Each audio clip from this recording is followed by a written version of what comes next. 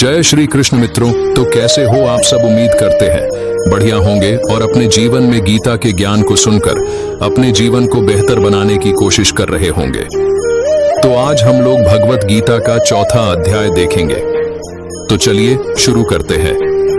भगवत गीता का चौथा अध्याय का नाम है ज्ञान कर्म संन्यास योग।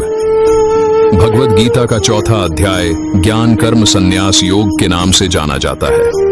इस अध्याय में श्री कृष्ण अर्जुन को ज्ञान कर्म और संन्यास के बारे में विस्तार से समझाते हैं। गीता का चौथा अध्याय का पहला उपदेश, ज्ञान का महत्व और उसकी परंपरा।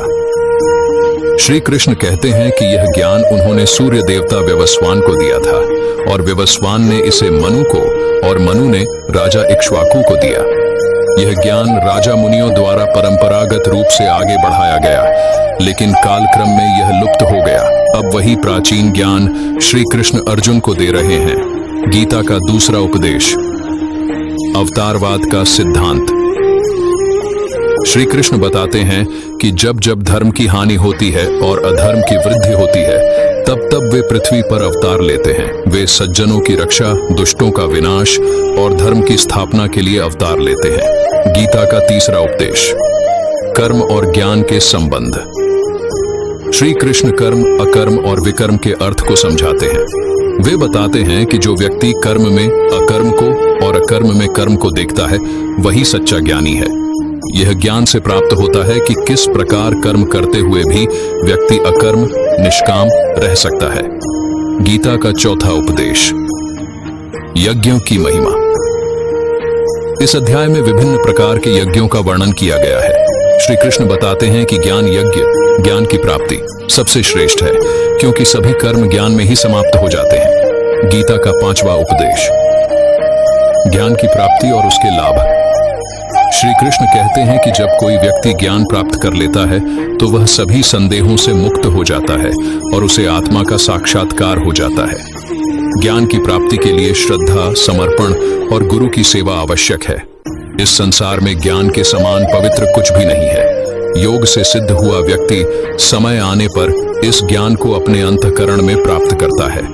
चौथा अध्याय का मुख्य श्लोक, यदा यदा हि धर्मस्य ग्लानिर्भवति भारत अभ्युत्थानम अधर्मस्य तदात्मानं सृजाम्यहम् परित्राणाय साधूनां विनाशाय च दुष्कृताम् धर्म संस्थापनार्थाय संभवामि युगे युगे। अर्थात जब जब धर्म की हानि होती है और अधर्म की वृद्धि होती है, तब तब हे भारत अर्जुन, मैं भगवान अपने रूप में प्रकट होता हूँ। सज्जनों की रक्षा, दुष्टों के विनाश और धर्म की स्थापना के लिए मैं युग युग में अवतार लेता हूँ। अध्याय का सारांश, ने ज्ञान के महत्व, अवतारवाद, कर्मयोग और ज्ञान योग के सिद्धांतों को समझाया है।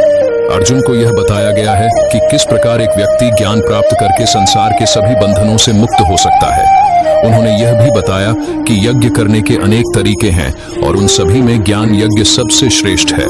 अंत में श्री कृष्ण अर्जुन को उपदेश देते हैं कि सभी संदेहों को छोड़कर ज्ञान की तलवार से अज्ञान को काटकर कर्म योग में स्थिर होकर उठें और अपने कर्तव्यों का पालन करें। इस प्रकार ज्ञान कर्म संन्यास योग एक व्यक्ति के जीवन में ज्ञान, कर्म और संन्यास की सही भूमिका को समझाता है और मार्गदर्शन प्रदान करता है। तो इस अध्याय से हमें क्या शिक्षा मिलती है? कर्म करते हुए भी हम अज्ञान के बंधन से मुक्ति प्राप्त कर सकते हैं। सही ज्ञान प्राप्त करने से कर्म को भगवान की सेवा के रूप में किया जा सकता है। भगवान का अवतार धर्म की पुनर्स्थापना और सज्जनों की रक्षा के लिए होता है। इस प्रकार अध्याय 4 में ज्ञान, कर्म और संन्यास के माध्यम से मोक्ष की प्राप्ति का मार्ग बताया गया है। वीडियो पसंद आई है तो कमेंट में जय श्री कृष्ण जरूर लिखें। धन्यवाद।